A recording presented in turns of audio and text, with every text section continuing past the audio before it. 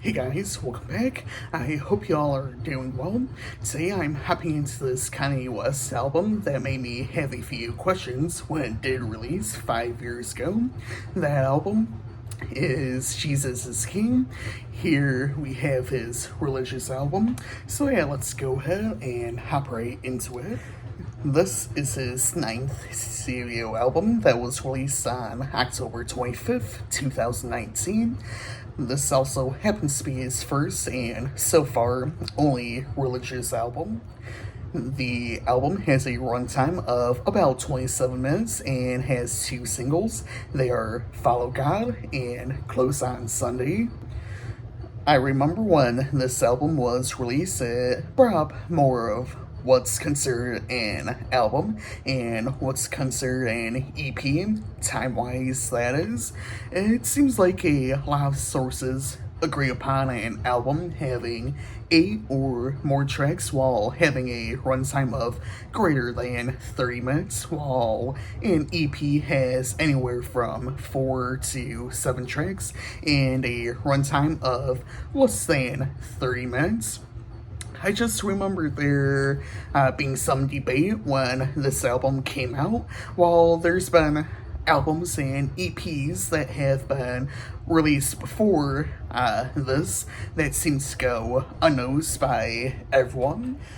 Next week, I'll be looking at Beach House EP by Ty Dolla $ign, and that EP has a runtime of greater than 30 minutes. I feel that may have possibly been brought up with this kind of release because he's a big name, of course, and he seems to have a lot of controversies around him that have come up throughout the years, and especially with most recent years.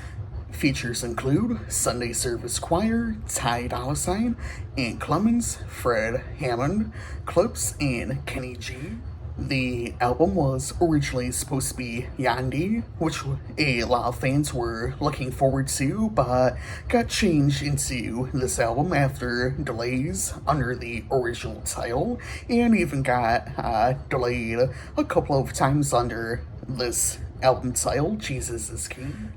I'm not really gonna go in depth in this video, but there were so many delays for this album for various reasons. There also happens to be multiple recording sessions to try and finalize this album alongside images online with who Kanye may have been collaborating with for this album. After release, there were thoughts of a sequel or even a remix album. With leaks and images posted online, a sequel album would eventually be leaked. I still feel mixed about this album. Sure, there's some parts I love, but at times I feel some of these tracks seemed rushed and even feel like they're demo tracks. I feel some of these tracks really could have been worked on more to flesh them out and having them sound more complete. Now, let's go ahead and hop into some of the tracks. We start the album off with Every Hour. I thought this was an alright track. This feels like one of the tracks I felt needed to be worked on a little bit more. I wish there was a little more going on with the instrumental. I thought the vocals were alright. I just feel it's part of the mixing that had me wondering why they sounded the way they did. Scylla, I feel isn't a bad track, but nowhere near the best. I do feel there are standout moments on the track, but as a whole, I don't feel it's consistent throughout. I didn't mind Follow God. This is one of the few tracks I wish was a little bit longer. This track does make me feel like it's something from one of his previous releases, but in a sense a little bit more religious. I felt it was decent with its production and even flow from Kanye. I felt Close on Sunday was alright. I didn't mind the instrumental itself, as I felt it was done fine. It essentially comes down to the lyrics and lyric choices.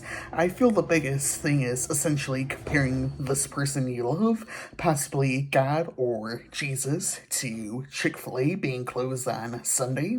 For sure, that's always been their thing by having Sunday off.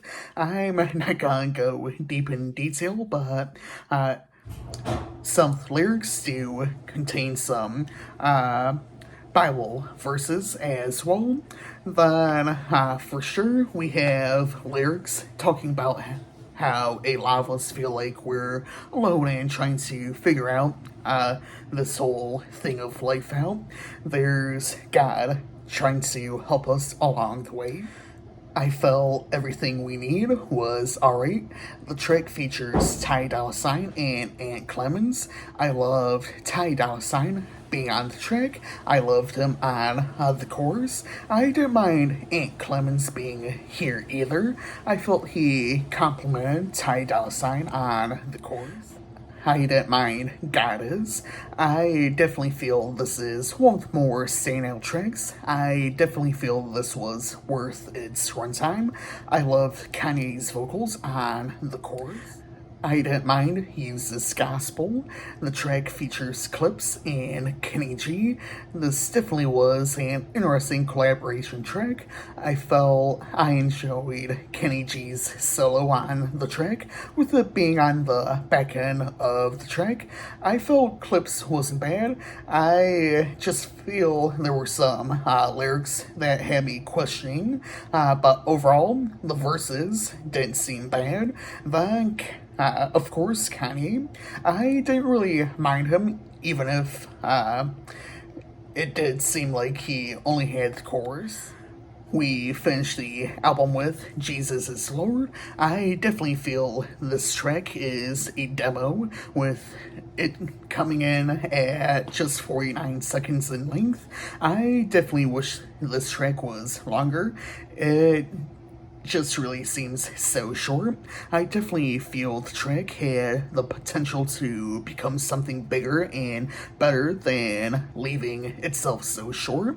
I definitely feel there could have been a few verses on the track just talking about, something amongst lines of Christianity, or at least, maybe God or Jesus, or at least something more religious in some sense. This track just keeps asking me for more. My favorite tracks are Everything We Need, featuring Ty Dolla $ign and Ant Clemens, God Is, and Jesus is Lord. I'll give this album a 2.5 out of 5. I hope y'all enjoyed this video, and I hope y'all are enjoying November so far, as it is November 1st, today, the release of this video. So happy November, and I hope y'all have a great month. Tomorrow, I'll be looking at Whispers by Passenger. Next week, I'll be taking a look at Beach House EP by Ty Dolla $ign.